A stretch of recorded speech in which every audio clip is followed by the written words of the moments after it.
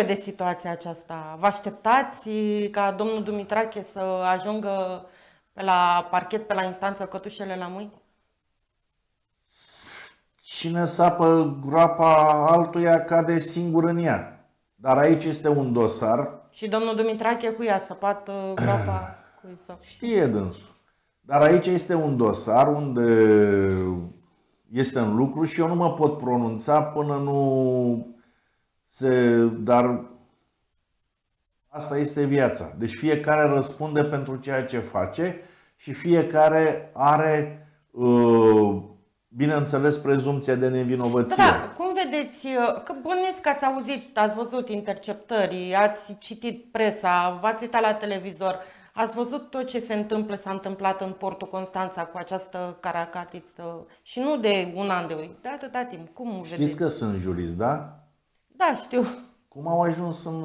Este un dosar în lucru? Este normal că este. Cum au ajuns actele publice? Un dosar în lucru, codul... Știm. Păi, dar nu e, că nu e în regulă. Stați puțin, că avem o problemă. Da. Nu este în regulă. Deci cum au ajuns date publice dintr-un dosar care ele sunt nepublice? Păi unii oameni s-au dus la pușcărie pentru treaba asta. Pentru că au făcut publice, da, acte din dosar, sunt oameni care fac pușcărie și care au plecat și au pierdut locul de muncă. Bine, asta e important, publice, nepublice. De aici s-a întâmplat acolo și de... Păi nu, dar suntem în România, cum judecăm? Ați văzut ce? Atâția afaceriști și angajați din port și directori mână în mână cu această caracatiță. Și da, ne întrebăm de ce nu se dezvoltă portul. Agigea se dezvoltă, ați văzut, nu? Nu avem același lucru și la Agigea, da? Deci Agigea se dezvoltă, se construiește, avem lucrări, atragem oameni, se fac investiții, da? V-am spus, fiecare pasăre pe limba ei piere. Acum astea am venit cu proverbe, da? Cu... Îl regretați, vă pare rău că a plecat de la organizația municipală domnul Dumitrache? Vai, mi se rupe sufletul. Deci, pentru ce să-l regret? Vai, dar ce iubire pe dumneavoastră și pe domnul Dumitrache. Nu, dar n-am, păi, în primul rând, eu nu sunt dintr-o altă, eu sunt tradițional, sunt femeie și bărbat. Eu când declar dragoste cuiva, pot să declar dragoste unei femei, da? Eu n-am fost să declar dragoste, iubire, când am spus de iubire, cum să fie între mine iubire și între Dumitrache? Domnul primar.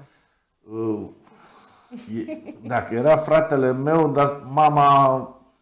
Am frate, e foarte bun, e nemaipomenit. Bun.